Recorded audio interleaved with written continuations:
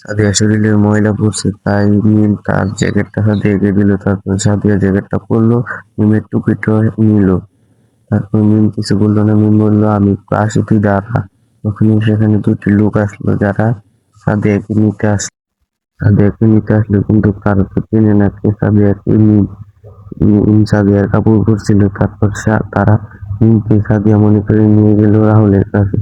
রাহুল সাদিয়াকে পছন্দ করত। যখন রাহুল ঘুরে সাদিয়াকে প্রপোজ করতে গেল তখন সে দেখলো সেখানে অন্য মেয়ে।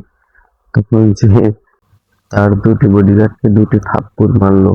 আর মিম সেটা তাকে দেখলো। তারপর রাহুল পিছনে তাকিয়ে থেকে সাদিয়া দাঁড়িয়ে আছে। তখন সে সেখানে দৌড়ে গিয়ে হাঁটু গিরে বসে সাদিয়াকে প্রপোজ করলো। আর সাদিয়া খুশি হলো, ফুলটা হাতে দিল। তারপর রাহুল বলল এই বডিগার্ড দুটো ভুল করেছে।